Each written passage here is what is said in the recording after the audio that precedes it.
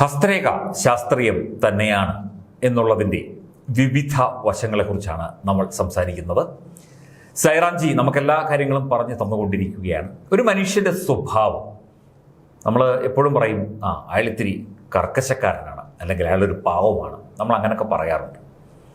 അപ്പം ഒരു വ്യക്തിയുടെ സ്വഭാവം അത് ഏത് രീതിയിൽ ഹസ്തരേഖയിലൂടെ മനസ്സിലാക്കിയെടുക്കാം. ഇനി വേണമെങ്കിൽ ആ സ്വഭാവ രൂപീകരണത്തിന് ഒരു മാറ്റവും വരുത്തിയെടുക്കാം. കാരണം ഒരുപാട് ദേഷ്യമുള്ള ആളാവുമ്പോൾ അയാൾക്ക് പ്രശ്നങ്ങളുണ്ടാകും. ദേഷ്യം കുറയ്ക്കാനും എന്തെങ്കിലും മാർഗം വേണം. നമ്മളെപ്പോഴും പറയാറുണ്ട്, രജോ ഗുണം, തമോ ഗുണം, സാത്വിക ഗുണം എന്ന് മനുഷ്യനെ നമ്മുടെ ശാസ്ത്രങ്ങളിൽ തന്നെ പറയാറുണ്ട്. അപ്പം ഹസ്തരേഖയുമായി ഇതിനെന്താണ് ബന്ധം? നമുക്ക് സൈറാംജിയോട് തന്നെ തുടർന്ന് ചോദിക്കാം. സൈറാംജി, ഈ ഗുണങ്ങൾ, ഒരു മനുഷ്യൻ്റെ ഗുണങ്ങൾ, ഈ മൂന്ന് ഗുണങ്ങൾ, സാത്വിക ഗുണമുള്ളവർ, രജോ ഗുണമുള്ളവർ, തമോ ഗുണമുള്ളവർ, ഈ മൂന്ന് വിഭാഗക്കാരെ ഉള്ളൂ എന്നാണ് ഞാൻ കേട്ടിരിക്കുന്നത്. ശരിയല്ലേ? തീർച്ചയായിട്ടും. ഇതിനിടയിലൊരു ഗുണമുണ്ടോ എന്ന് നമുക്കറിയില്ല. എന്തൊക്കെയായാലും ഇത് ഒരു മനുഷ്യന്റെ വ്യക്തിത്വത്തെ ബാധിക്കുന്നൊരു കാര്യമാണ്. നമുക്ക് ഈ ഹസ്തരേഖാശാസ്ത്രത്തിലൂടെ ഇവ എങ്ങനെ തിരിച്ചറിയാം? അതിൻ്റെ ഒരു വശങ്ങൾ, വിവിധ വശങ്ങൾ എങ്ങനെയൊക്കെയാണ്? ജയ് സായിറാം. നമുക്ക് ഈ ഒരു ക്വസ്റ്റ്യൻ ആൻസർ ചെയ്യുന്നതിന് മുൻപേ നമുക്ക് ഈ പറയുന്ന സാത്വികം, രജസിക് ആൻഡ് തമസിക് എന്ന് പറഞ്ഞാൽ എന്താണ് എന്നൊന്ന് മനസ്സിലാക്കണം. ആയിക്കോട്ടെ, ചുരുക്കി പറഞ്ഞോളൂ. അപ്പോൾ നമുക്കിത് എല്ലാവരും നമ്മൾ യൂസ് ചെയ്യുന്നതാണ്, ഭയങ്കര രജസിക് ആയിട്ടുള്ളൊരു പേഴ്സൺ ആയിരുന്നു, അല്ലെങ്കിൽ പുള്ളി വളരെ സാത്വികനാണ് കേട്ടോ എന്ന് നമ്മൾ സാധാരണ നാടൻ ഭാഷയിൽ നമ്മൾ പറയും. വളരെ സാത്വികനായ ഒരു മനുഷ്യൻ, കണ്ടാൽ തന്നെ ഭയങ്കര ഒരു ഐശ്വര്യം, ഒന്ന് കൈയെടുത്ത് തൊഴാൻ തോന്നി എന്നൊക്കെ പറയാറുണ്ട്. അത് നമുക്കുള്ളിൽ നമ്മൾ അറിയാതെ ഉള്ള ക്വാളിറ്റിയാണ്. നമുക്കൊരു വ്യക്തി അനലൈസ് ചെയ്യാൻ നമുക്ക് കഴിയുന്നുണ്ട്, പക്ഷെ നമുക്കറിയില്ല നമ്മൾ എങ്ങനെ അനലൈസ് ചെയ്യാം. നമ്മൾ പലരും സാധാരണ ഭാഷ കണ്ടാൽ നല്ല ലക്ഷണം ഉണ്ടായിരുന്നു, ഇതെവിടെ പഠിച്ചു, പക്ഷെ നമുക്കറിയാം നമ്മളിൽ ഉള്ളിൽ ആ സിദ്ധിയുണ്ട്. നമ്മളൊരു വ്യക്തിയെ കാണുമ്പോൾ കൊള്ളാം, നല്ല വ്യക്തിയാണ് എന്ന് നമുക്ക് തോന്നും. പക്ഷെ അത് ഇല്യൂഷൻ ആയാൽ തെറ്റായി, അത് ഇൻറ്റ്യൂഷൻ ആയാൽ കറക്റ്റായി. ഇൻറ്റ്യൂഷൻ നമുക്കുള്ളിൽ നിന്നും, ഇല്യൂഷൻ പുറത്തു നിന്നും വരുന്നു എന്നുള്ളതാണ് സത്യം. അപ്പോൾ ഇവിടെ ഈ ഒരു വസ്തുതയിലോട്ട് വരുന്നതിന് മുന്നേ ഞാൻ ഇങ്ങനെ കുറച്ചൊന്നൊരു അതൊന്ന് മനസ്സിലാക്കാൻ ശ്രമിക്കുകയാണ്. ഡയറക്റ്റായിട്ട് ഞാൻ ക്വസ്റ്റ്യൻ ആൻസർ ചെയ്യുന്നില്ല എന്ന് ഒരു പരാതി വരരുത്. കാരണം ഞാൻ ഇത് മനസ്സിലാക്കിച്ചിട്ട് അതിലോട്ട് വരാൻ ശ്രമിക്കുക. വെരി ഗുഡ്, അത് തന്നെ നല്ലത്. ഓക്കെ. അപ്പോൾ അതുകൊണ്ട് തന്നെ നമ്മൾ ഇത് എന്താണ്, അപ്പോൾ നമ്മുടെ ഇപ്പോഴത്തെ കാലഘട്ടത്തിൽ നോക്കിക്കഴിഞ്ഞാൽ ഏറ്റവും കൂടുതൽ ആൾക്കാർ ഫേസ് ചെയ്യുന്നൊരു പ്രശ്നമാണ് സ്ട്രെസ്. എല്ലാവരും പറയുന്നത് ആങ്സൈറ്റി, ഭയങ്കര സ്ട്രെസ്, എനിക്ക് പല കാര്യങ്ങളും ചെയ്യാൻ പറ്റുന്നില്ല, സ്ട്രെസ്. അപ്പോൾ എന്താണ് ഈ സ്ട്രെസ്സിന് കാരണം എന്ന് ചോദിച്ചു കഴിഞ്ഞാൽ നമുക്ക് പറയാം, ബോഡി ഭയങ്കര അസിഡിക് ആണെന്ന് പറയും.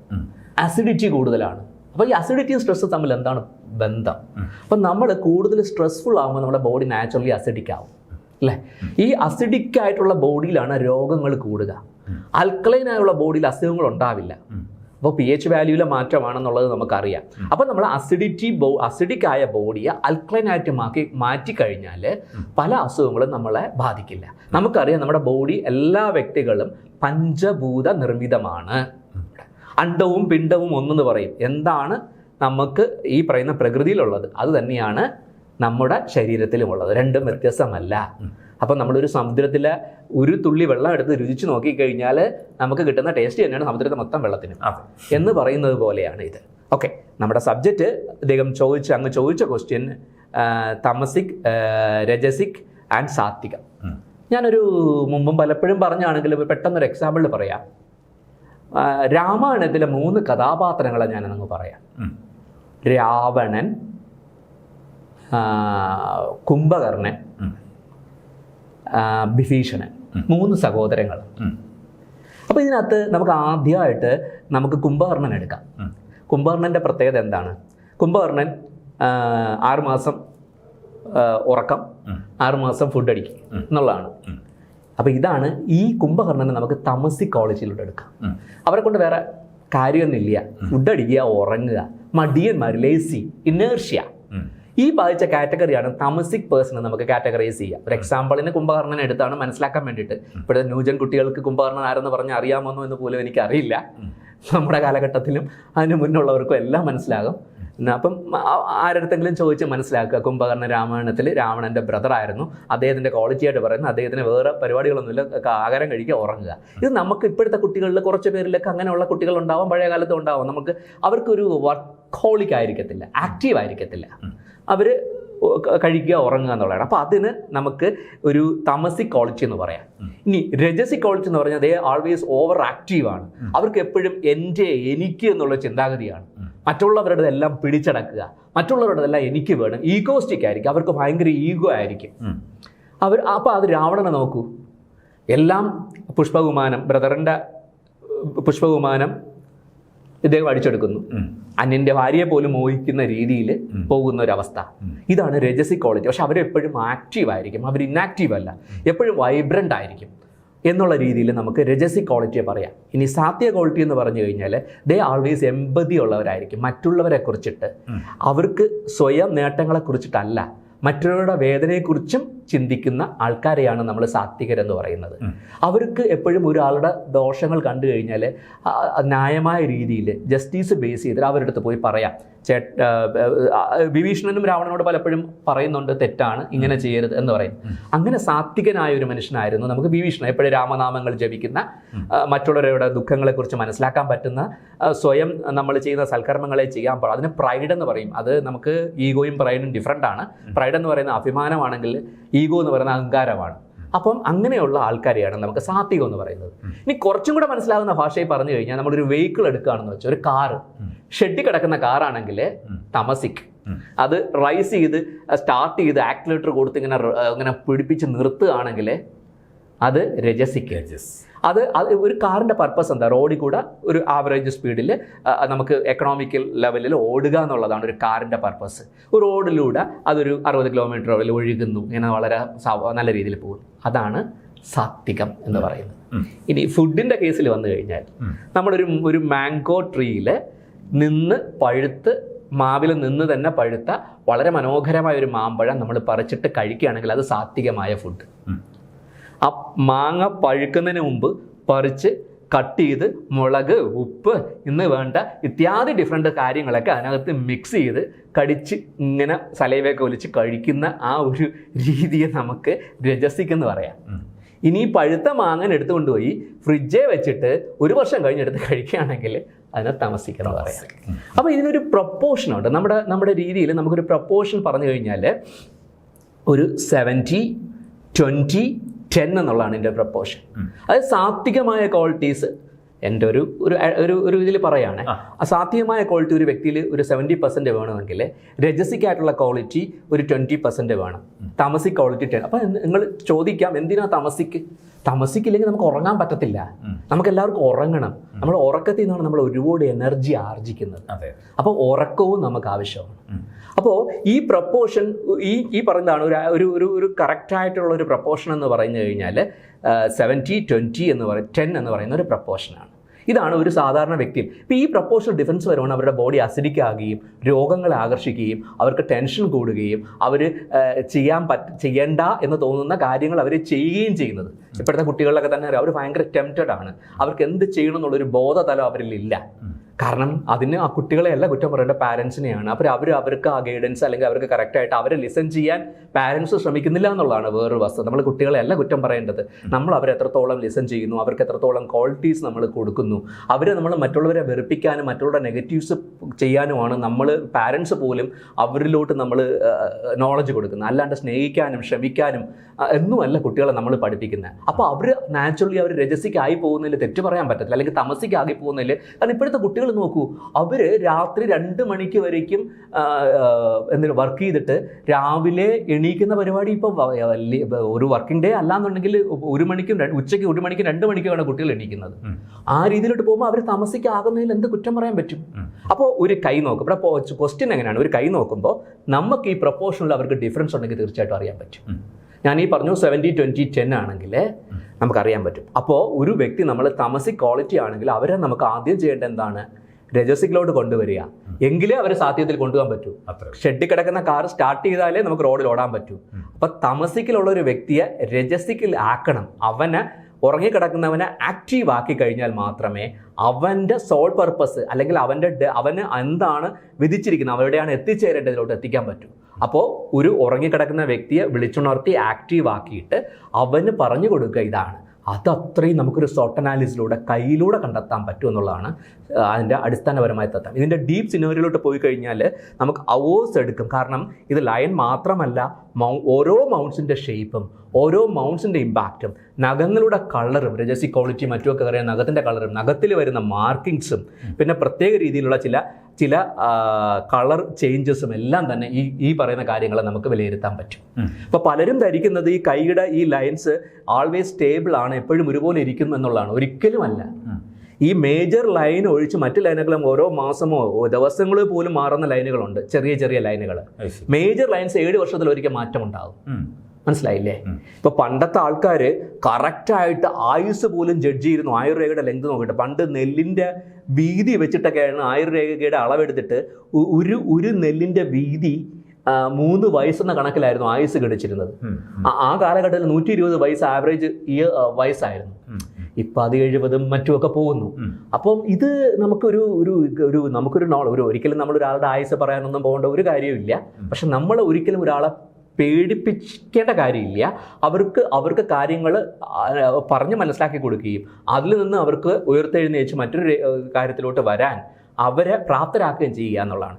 ഇത് മറ്റൊരാളെ പ്രാപ്തരാക്കുക എന്നതിലുപരി നമ്മൾ കുറച്ച് കാര്യങ്ങൾ സ്വയം മനസ്സിലാക്കി വെച്ച് കഴിഞ്ഞാൽ നമുക്ക് സ്വയം പല കാര്യങ്ങളിൽ നമുക്ക് മുന്നോട്ട് പോകാനും നമ്മളുടെ തന്നെ വീക്ക്നെസ് മനസ്സിലാക്കിക്കൊണ്ട് അതിനെ ഓവർകം ചെയ്യാനും പറ്റും. അപ്പോൾ അത് ഈ പറയുന്ന ബോഡീനെ ആൽക്കലൈൻ ആക്കി മാറ്റിയാൽ തന്നെ ഒത്തിരി രോഗങ്ങളിൽ നിന്ന് മുക്തിയും നമുക്ക് ഒരു സ്ഥിര ഉത്സാഹം ഉണ്ടാകുകയും നമ്മുടെ കർമ്മമണ്ഡലത്തിൽ നമ്മൾ വളരെ പ്രസരിപ്പോടെ ജോലി ചെയ്യാനും പറ്റുമെന്നൊരു വസ്തുതയും കൂടെ നമുക്കിതുണ്ട്. അപ്പോൾ അതുകൊണ്ട് തന്നെ നമുക്ക് ആവശ്യമായ ഫുഡ് ഹാബിറ്റ്സ് നമ്മുടെ ഒരു കൈ നോക്കിക്കഴിഞ്ഞാൽ നമുക്ക് കണ്ടെത്താൻ പറ്റും.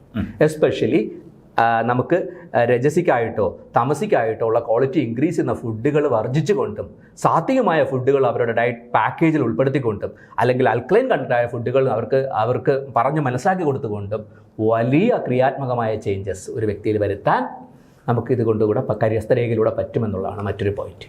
ഞാൻ നമ്മൾ കേട്ടറിവ് വെച്ചിട്ട് ധാരാളം രേഖകളുടെ പേരുകളൊക്കെ നമ്മളിങ്ങനെ പലപ്പോഴും പറഞ്ഞു കേട്ടിട്ടുണ്ട്. അതിലൊന്നാണ് ഈ സോളമൻ റിങ് എന്ന് പറയുന്ന സോളമൻ റിങ്, അതുപോലെ തന്നെ വ്യാസരേഖ, അങ്ങനെ ചില രേഖകളുടെ പേര് ഞാനിത് കേട്ടിട്ടേ ഉള്ളൂ. അപ്പം ഇതൊക്കെ ശരിക്കും ഹസ്തരേഖയിൽ എവിടെ വരുന്നതാണ്? അതിൻ്റെയൊക്കെ പ്രത്യേകത എന്താണ് അങ്ങനെയൊന്നുണ്ടെങ്കിൽ?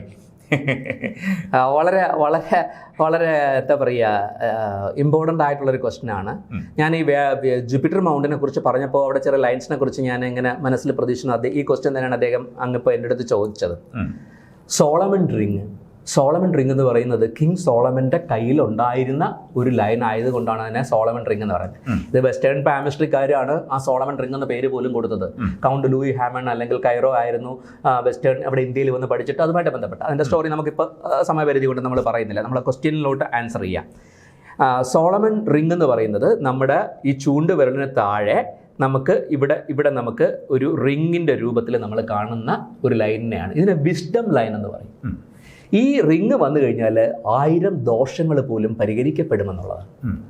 ഇതിന് വിസ്ഡം എന്ന് പറഞ്ഞാൽ ദൈവികമായ നോളജ് എന്നാണ്. ആ നോളജ് കിട്ടാൻ വിധിക്കപ്പെട്ട ആൾക്കാരെന്ന് പറയാം. ഇനി ഈ സോളമൻ റിങ് ഉണ്ടെങ്കിൽ ഞാൻ ഇനി പറയുന്ന 3 കാര്യങ്ങളിൽ ഏതെങ്കിലും ഒന്ന് സംഭവിക്കും, അല്ലെങ്കിൽ 3 സംഭവിക്കാം, അല്ലെങ്കിൽ 2 സംഭവിക്കാം, അറ്റ്ലീസ്റ്റ് ഒന്നെങ്കിലും സംഭവിച്ചിരിക്കും. ഒരാളുടെ കയ്യിൽ സോളമൻ റിങ് ഉണ്ടെങ്കിൽ അത് പുരുഷനാകട്ടെ സ്ത്രീ ആകട്ടെ, ആ വ്യക്തി became the husband or wife of intercaste or interreligion person. ഒരു വിജാതീയ സ്ത്രീയുടെയോ പുരുഷൻ്റെയോ പാർട്ണറായി മാറാനുള്ള യോഗം അത് ഒരു ചാൻസസ് ആണ്. അത് 100% ആകണമെന്നില്ല, അങ്ങനെ ഉണ്ടാവാം. രണ്ടാമത്തത് he became the custodian of property of others. ഈ വ്യക്തി മറ്റൊരാളുടെ സ്വത്ത് സ്വന്തം സ്വത്ത് പോലെ വെച്ച് അനുഭവിക്കാനുള്ള ഒരു യോഗം ഈ വ്യക്തിയിൽ വന്നു ചേരാം. ഇപ്പം നമുക്ക് ഒരു എക്സാമ്പിൾ പറഞ്ഞ 6ാം തമ്പുരാനിലെ മോഹൻലാലിൻ്റെ കൂട്ട്. അദ്ദേഹമാണ് തമ്പുരാൻ. പക്ഷെ അദ്ദേഹത്തിൻ്റെ അല്ല പ്രോപ്പർട്ടി. പക്ഷേ ഈ became the custodian of the property. മറ്റുള്ളവരുടെ മുന്നിൽ ഇദ്ദേഹം ഓണറായിട്ട് നിൽക്കാനുള്ള ഒരു അവസ്ഥാവിശേഷം. അതൊരു വല്ലാത്ത യോഗമാണ്. നമ്മുടേതല്ലെങ്കിലും നമ്മൾ ആ ഒരു രീതിയിൽ പോകുന്നൊരവസ്ഥ. അപ്പോൾ അത് നമുക്ക് ഈ പറയുന്ന സോളമൻ റിംഗ് ഉണ്ടെങ്കിൽ വരാം. മൂന്നാമത്തെ അവസ്ഥ, he became expert in occult science. നിഗൂഢ ശാസ്ത്രങ്ങളിൽ അഗ്രഗണ്യനായി മാറുന്ന അവസ്ഥ. ഇദ്ദേഹം ജ്യോതിഷം, ഹസ്തരേഖ, ഹിപ്നോതെറാപ്പി, ഹിപ്നോട്ടിസം, മാജിക്, ഹാക്കിങ്, ഇനി എന്തൊക്കെ വളരെ പിന്നെ മറ്റുള്ളവർക്ക് അഭ്യസിക്കാൻ മടിച്ചു നിൽക്കുന്ന മേഖലയിലൊക്കെ, പിന്നെ മന്ത്രദീക്ഷ കിട്ടുന്നവർ, അങ്ങനെയൊക്കെ ഉള്ള ആൾക്കാരുടെ കയ്യിലും ഇത് വരാം. എന്തുകൊണ്ടും ഈ രേഖ ശുഭകരമാണ്. ഈ രേഖ എത്രയോ ദോഷങ്ങളെ പോലും പരിഹരിക്കപ്പെടുന്നത് കൊണ്ട് ഈ രേഖയെ വളരെ ശുഭ സൂചകമായിട്ടാണ് ഹസ്തരേഖ ശാസ്ത്രത്തിൽ നമ്മൾ കൺസിഡർ ചെയ്യുന്നത്. അതുകൊണ്ട് തന്നെ സോളമൻ റിംഗ് വളരെ ശ്രേഷ്ഠമായ ലൈനുകളിൽ പെടുത്തുമ്പോൾ, വിശിഷ്ട ലൈനുകളിൽ കൂട്ടത്തിൽ പെടുത്താവുന്ന ഒരു ലൈനായിട്ടാണ് സോളമൻ റിങ്ങിനെ കുറിച്ച് നമുക്ക് പറയാവുന്നത്. അടുത്തത് വ്യാസരേഖ. വ്യാസരേഖ സോളമൻ്റെ കയ്യിൽ വന്നത് കൊണ്ട് സോളമൻ റിംഗ് വന്നു എന്ന് പറയുന്ന പോലെ വ്യാസന്റെ കയ്യിൽ ഉണ്ടായിരുന്നത് കൊണ്ടാണ് അതിന് വ്യാസരേഖ എന്ന പേര് കിട്ടിയെന്നുള്ളൊരു പ്രമാണവും പറയുന്നുണ്ട്. അപ്പോൾ എന്താണ് വ്യാസരേഖ എന്ന് ആദ്യം മനസ്സിലാക്കണമല്ലോ. അപ്പോൾ അതിന് സെമിയൻ ലൈൻ എന്ന് കൂടെ പറയാം. ഇതിന് ശാസ്ത്രീയമായി ശാസ്ത്രീയമായിട്ട് പറയുകയാണെങ്കിൽ ഇതിനെക്കുറിച്ച് ഒരുപാട് കാര്യങ്ങൾ പറയാനുണ്ട്. നമുക്ക് രണ്ടും കൂടെ മിക്സ് ചെയ്ത് പറയാം. നമ്മുടെ കൈകൾ ഞാൻ പറഞ്ഞു, നമ്മളുടെ കൈകളിൽ ഏറ്റവും മുകളിലുള്ള ഒരു ലൈനാണ് ഹൃദയരേഖ, പിന്നെ നമുക്ക് ബുദ്ധിരേഖ, പിന്നെ നമുക്ക് ആയുർരേഖ. പക്ഷേ ഈ സെമിയൻ ലൈൻ അല്ലെങ്കിൽ വ്യാസരേഖ ഉള്ളവർക്ക് ഈ പറയുന്ന ഹൃദയരേഖയും ബുദ്ധിരേഖയ്ക്കും പകരം ഒരൊറ്റ സിംഗിൾ ലൈൻ, കയ്യെ രണ്ടായിട്ട് പാർട്ടിഷൻ ചെയ്യുന്ന രീതിയിൽ ഒരു സ്ട്രെയിറ്റ് ലൈൻ, ഒരറ്റത്ത് നിന്ന് മറ്ററ്റത്തേക്ക് എത്തുന്ന ഒരൊറ്റ സ്ട്രെയിറ്റ് ലൈൻ ആയിരിക്കും ഉണ്ടാകുക. അതിനെ നമുക്ക് വ്യാസരേഖ എന്ന് പറയാം. അല്ലെങ്കിൽ ഇതിനെ സെമിയൻ ലൈൻ എന്നും നമുക്കൊരു പേര് ഇതിനുണ്ട്. അപ്പോൾ ഇത് നമ്മൾ പറഞ്ഞു, ഹൃദയം കൊണ്ട് കാണുന്ന കാര്യങ്ങളെ ഹൃദയരേഖ കൊണ്ടും ബുദ്ധി കൊണ്ട് കാണേണ്ട കാര്യങ്ങളെ ബുദ്ധി കൊണ്ടും കാണുക എന്നുള്ളതാണ് ഈ രണ്ട് രേഖയുടെ റാഷണൽ വേയിൽ ഒരു പേഴ്സണിൽ ഉണ്ടാകേണ്ട ക്വാളിറ്റീസ്. അദ്ദേഹം ഓഫീഷ്യൽ ലെവലിലിരിക്കുമ്പോൾ ഓഫീഷ്യൽ പ്രോട്ടോക്കോൾ പ്രകാരം ബിഹേവ് ചെയ്യുന്നു. വീട്ടിലിരിക്കുമ്പോൾ വീട്ടിൽ ഇമോഷണലി എങ്ങനെ ചെയ്യുന്നു അതിനനുസരിച്ച് ചെയ്യുന്നു. ആ ഒരു റാഷണൽ അല്ലെങ്കിൽ ആ ഒരു ഡിഫറൻസ് ആ വ്യക്തികളിൽ അധിഷ്ഠിതമായിരിക്കും. ഹൃദയം കൊണ്ട് കാണേണ്ട കാര്യങ്ങളെ ഹൃദയം കൊണ്ടും മനസ്സുകൊണ്ട് കാണേണ്ട കാര്യങ്ങളെ മനസ്സുകൊണ്ടും കാണുമെന്നുള്ളതാണ്. പക്ഷേ ഇത് രണ്ട് രേഖയും കൂടെ മെർജ് ചെയ്ത് ഒറ്റ ലൈനായിട്ട് വരുമ്പോൾ ദേ ബിക്കെയിം ഇതിൻ്റെ രണ്ടിൻ്റെയും സ്റ്റേജ്. ചില സമയത്ത് അവർ ഹൃദയം കൊണ്ട് മാത്രമേ കാര്യങ്ങളെ കാണുകയുള്ളൂ, ചില സമയത്ത് അവർ മൈൻഡ് കൊണ്ട് മാത്രമേ കാണത്തുള്ളൂ എന്ന് കരുതി ഇവർ മോശക്കാര് എന്ന് നമുക്ക് പറയാൻ പറ്റില്ല. പക്ഷേ ഇവരുടെ എന്ന് പറഞ്ഞാൽ ഇവർ ഭയങ്കര വർക്ക്ഹോളിക് ആയിരിക്കും. ഇവരൊരു വർക്കിലോട്ട് ഇറങ്ങി കഴിഞ്ഞാൽ ഇവരുടെയൊക്കെ വേണമെങ്കിൽ നമുക്കൊരു എംപ്ലോയർക്ക് ഒരു എംപ്ലോയി ആയിട്ടൊക്കെ ഇവരെ വെച്ച് കഴിഞ്ഞാൽ ഇവർ ഡേ ടൈമോ നൈറ്റോ ഒന്നും നോക്കാണ്ട് ഇവർ വർക്ക് ചെയ്യുന്ന ആൾക്കാരെയും നമ്മൾ കണ്ടിട്ടുണ്ട്. പല പ്രശസ്തരായ വ്യക്തികൾക്കും ലൈൻ ഉണ്ടായിരുന്ന ആൾക്കാരെ കുറിച്ചിട്ടും ഞാൻ വായിച്ച് കേട്ടിട്ടുണ്ട്. കാരണം വളരെ പ്രശസ്തരായ രാഷ്ട്രീയ സാമൂഹ്യ മേഖലയിലുള്ള പലർക്കും ഈ ലൈൻ ഉള്ളതായിട്ട് കണ്ടിട്ടുണ്ട്. അപ്പോൾ ഇവർക്ക് ഒരു ഇമോഷണലി അല്ലെങ്കിൽ മെൻ്റലി ഉള്ള കാര്യങ്ങളുടെ ഡിഫറൻസിയേഷൻ ബുദ്ധിമുട്ടായിരിക്കും എന്നുള്ളതാണ്. ഇനി ഇതിൻ്റെ ശാസ്ത്രീയ വശത്തോട് വന്നു കഴിഞ്ഞാൽ നമുക്ക് ഡൗൺ സിൻഡ്രോം ബാധിച്ച കുട്ടികളിൽ 50% കുട്ടികൾക്കും ഈ ലൈൻ ഉണ്ടാകും എന്നുള്ളതാണ്. ഡൗൺ സിൻഡ്രോംസ് എന്ന് പറഞ്ഞു കഴിഞ്ഞാൽ നമ്മളെ ക്രോമസോം നമ്പറിൽ വരുന്ന വ്യതിയാനമാണ്, ക്രോമസോം വ്യതിയാനമാണ് പറയുന്നത്. നമുക്ക് നോർമൽ ഒരു പേഴ്സണിൽ 23 പെയർ ഓഫ് ക്രോമസോം അല്ലെങ്കിൽ 23 പെയർ എന്ന് പറയുമ്പോൾ 46 ക്രോമസോംസ് ആണ് ഉണ്ടാകുന്നത്. ഒരു എക്സ്ട്രാ ബോൺ എന്നൊക്കെ പറയുന്ന പോലെ ഈ ഡൗൺ സിൻഡ്രോം ബാധിച്ച കുട്ടികളിൽ 21ാമത്തെ ക്രോമസോമിൽ 2ന് പകരം ഒരു എക്സ്ട്രാ ക്രോമസോം 3 നമ്പർ വരും. അപ്പോൾ അങ്ങനെ ടോട്ടൽ 46ന് പകരം ഈ ഡൗൺ സിൻഡ്രോംസ് ഉള്ള കുട്ടികളിൽ 47 ക്രോമസോം നമ്പർ വരും. അപ്പോൾ അതുകൊണ്ടാണ് അങ്ങനെയുള്ള ഇവർക്കെല്ലാം തന്നെ ഈ പറയുന്ന വ്യാസരേഖ അല്ലെങ്കിൽ സെമിയൻ ലൈൻ, അതിൽ 50% കുട്ടികൾക്കും ശാസ്ത്രീയമായി തെളിയിക്കപ്പെട്ടിട്ടുള്ളതാണ് ഈ സെമിയൻ ലൈൻ. നിങ്ങൾ ഗൂഗിൾ ചെയ്ത് നോക്കിക്കഴിഞ്ഞാൽ ആർക്കും കണ്ടുപിടിക്കാവുന്ന ഒരു വസ്തുതയാണ്. ഡൗൺ സിൻഡ്രോംസ് ആൻഡ് സെമിയൻ ലൈൻ വ്യാസരേഖ എന്നൊക്കെ പറഞ്ഞ് നോക്കിക്കഴിഞ്ഞാൽ നമുക്ക് കാണാൻ പറ്റും. അപ്പോൾ അതിന് ശാസ്ത്രീയമായി അത്രത്തോളം ഇമ്പോർട്ടൻസ് ഉണ്ടെന്ന് ആദ്യം ചോദിച്ച ക്വസ്റ്റിനും കൂടെ ഒരു ആൻസറാണ്. അതെ. അപ്പോൾ അത്രയും ഇമ്പോർട്ടൻസ് നമുക്ക് സെമിയൻ ലൈനുണ്ട്. അപ്പോൾ സെമിയൻ ലൈനുള്ള ആൾക്കാർ ഒരു പ്രത്യേക പാറ്റേണിലുള്ളവരായിരിക്കും എന്നുള്ളത് മനസ്സിലാക്കുക. അവർക്ക് സാധാരണ ചില ആൾക്കാരൊക്കെ സെമിയൻ ലൈനുള്ളവരൊക്കെ ഈ മാർഷൽ ആർട്സ് ഒക്കെ പഠിക്കാൻ പോകുന്ന ആൾക്കാരും ഒക്കെ ഞാൻ കണ്ടിട്ടുണ്ട്. കാരണം അവർ എന്തിൻ്റെയും ഒരു എക്സ്ട്രീമിൽ പോയി കളയും എന്നുള്ളതാണ്. നമുക്ക് ചിലപ്പോൾ പ്രെഡിക്റ്റ് ചെയ്യാൻ പറ്റിയെന്ന് വരത്തില്ല. പിന്നെ ചില ഈ എന്താ പറയുക പ്രണയബന്ധങ്ങളിൽ ഏർപ്പെടുക എന്നൊക്കെ പറയുന്ന മേഖലയിലൊക്കെ വരുമ്പോൾ ചിലപ്പോൾ ഒരു പ്രണയിനിക്ക് ഈ വ്യാസരേഖയുള്ള ആളാണ് ഓപ്പോസിറ്റ് ഉള്ളെങ്കിൽ ചിലപ്പം ടോളറേറ്റ് ചെയ്യാനുള്ള ബുദ്ധിമുട്ടൊക്കെ ഉണ്ടാവാം. കാരണം അവരുടെ രീതിയിലായിരിക്കും ചില വസ്തുക്കൾ നോക്കി കാണുന്നത്. ചിലപ്പോൾ അവർ വർക്ക് നിൽക്കുകയാണെങ്കിൽ മറ്റേതിനെ കുറിച്ചൊക്കെ മറക്കും. കാരണം അവിടെ ഒരാൾ വെയിറ്റ് ചെയ്യുകയാണ് എന്നുള്ള ചിന്തയൊന്നും ചിലപ്പോൾ ഇവർക്ക് വല്ല, കാരണം അവർ വർക്കിൽ ഭയങ്കര ഇൻവോൾവ് ആയി പോകും. പിന്നെ അത് തന്നെയായിരിക്കും ഇവർക്കെല്ലാം. അങ്ങനെ ഒരു പ്രപ്പോർഷൻ ഇവർക്ക് ചിലപ്പോൾ മെയിൻറ്റെയിൻ ചെയ്യാൻ പറ്റില്ല എന്നാണ്. അപ്പോൾ അതും ഒരു മോശം ലൈനൊന്നുമല്ല. വളരെ നല്ല വ്യക്തികൾക്കും വേദവ്യാസൻ്റെ കയ്യിൽ ഉണ്ടായിരുന്നപ്പോൾ തന്നെ അത്രത്തോളം വർക്കോളിക് ആയിരുന്നു വേദവ്യാസൻ എന്ന് നമുക്കറിയാം.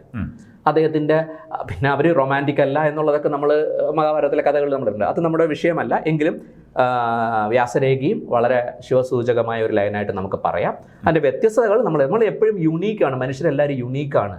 നമ്മൾ എല്ലാവരുടെയും വ്യത്യസ്തത ഇഷ്ടപ്പെടുകയും വ്യത്യസ്തത നമ്മൾ അക്സെപ്റ്റ് ചെയ്യുകയും ചെയ്യുക എന്നുള്ളതാണ് നമുക്കിവിടെ മനസ്സിലാക്കേണ്ടത്. ഇനി സരസ്വതി രേഖ. സരസ്വതി രേഖ വളരെ വളരെ വളരെ ഇമ്പോർട്ടൻ്റ് ഉള്ളൊരു ലൈനാണ്. വളരെ സ്പെഷ്യലായ ലൈൻ. 1,00,000 ഒരാൾക്ക് വന്നേക്കാം. അയ്യർ ദ ഗ്രേറ്റിൽ മമ്മൂട്ടിയെ പോലെയൊക്കെ വേണമെങ്കിൽ പറയാവുന്ന ഒരു ലേഖനം. ഇൻറ്റ്യൂറ്റീവ് പവർ ഉള്ളവർക്ക് നടക്കാൻ പോകുന്ന കാര്യങ്ങളെ പ്രെഡിക്റ്റ് ചെയ്യാനുള്ള കഴിവുള്ളവരുടെ കയ്യിലാണ് സരസ്വതി രേഖ എന്ന് പറയുന്ന അതിശോഭനകരമായ ഒരു ലൈൻ ഉണ്ടാകുക. അത് നമ്മളുടെ ചന്ദ്രമണ്ഡലത്തിൽ നിന്ന് തുടങ്ങി ബുധമണ്ഡലത്തിൽ ഒരു സർക്കുലർ ചന്ദ്രൻ്റെ ഷേപ്പിൽ ഉണ്ടാകുന്ന ഒരു രേഖയാണ് നമുക്ക് സരസ്വതി രേഖ എന്ന് പറയുന്നത്. നമ്മുടെ കയ്യിലൊന്നും എന്തായാലും കാണൂല. അവർക്ക് ഈ പറയുന്ന ഇൻറ്റ്യൂറ്റീവ് പവർ, അവർക്ക് വെറുതെ ഒരു വ്യക്തിയെ കണ്ടാൽ തന്നെ അവർക്ക് പറയാൻ പറ്റുന്ന രീതിയിലുള്ള കാര്യങ്ങൾ പെട്ടെന്ന് പ്രെഡിക്റ്റ് ചെയ്യാൻ പറ്റുന്നവരുടെ കയ്യിലുണ്ടാകുന്ന രേഖയാണ് സരസ്വതി രേഖ. ഇതിന് ഇൻറ്റ്യൂറ്റീവ് പവർ. ഇപ്പം ഞാൻ എൻ്റെ ഇത്രയും കാലത്ത് ഞാൻ പല കൈകളും നോക്കിയിട്ടുള്ളതിൽ ഞാൻ 2 സരസ്വതി രേഖയുള്ള, ഇപ്പോൾ അദ്ദേഹം ജീവിച്ചിരിപ്പില്ല, നന്ദകുമാർ സാറിൻ്റെ കയ്യിൽ 2 സരസ്വതി രേഖ ഉണ്ടായിരുന്ന ഒരു മകൾ വ്യക്തിയായിരുന്നു അദ്ദേഹം. എൻ്റെ ഗുരുവുമായിരുന്നു. അദ്ദേഹം വളരെ സിദ്ധികളുള്ള ഒരു വ്യക്തിയായിരുന്നു. അദ്ദേഹത്തിൻ്റെ കയ്യിൽ ഞാൻ 2 സരസ്വതിയിലായി. 2 സരസ്വതിയിലായി. അത്ഭുതങ്ങളിൽ അത്ഭുതം എന്ന് വേണമെങ്കിൽ പറയാം. അത്രയും പവർഫുൾ ആയിട്ടുള്ള 2 സരസ്വതി ലയങ്ങൾ അദ്ദേഹത്തിൻ്റെ കയ്യിൽ ഞാൻ കണ്ടിട്ടുണ്ട്. അപ്പോൾ ഇവർക്ക് നടക്കാൻ പോകുന്ന കാര്യങ്ങൾ ഒരു ഉൾവിളി പോലെ അവരിങ്ങനെ പറയും. അതിന് ശാസ്ത്രീയമായ അടിത്തറൊന്നും ഉണ്ടാവില്ല. അവരാണ് പ്യൂർ ഇൻറ്റ്യൂഷൻ യൂസ് ചെയ്യുന്നത്. അപ്പം ഞാൻ എൻ്റെ ഒരു അനാലിസിസിൽ ഞാൻ കൂടുതൽ ഇൻ്റർപ്രിട്ടേഷൻസ് ആണ് യൂസ് ചെയ്യുന്നത്. പക്ഷേ ഈ രേഖ ഉള്ളവർക്ക് അവർക്കൊന്നും ഒരു ഡീറ്റെയിൽസും വേണ്ട. അവർക്കിപ്പോൾ കൈ കാണണ്ട, അല്ലെങ്കിൽ ആ വ്യക്തിൻ്റെ കുറിച്ചിട്ട് നമ്മളൊന്ന് ചോദിച്ചാൽ മാത്രം മതി. അവരിങ്ങനെ ഇരുന്നിട്ട് ഇങ്ങനെ പറയും. ഇവൻ പേരുകൾ പോലും, സ്ഥലം, പേര്, ഇതൊക്കെ അത്രയും ഭയങ്കര സിദ്ധികളാണ്.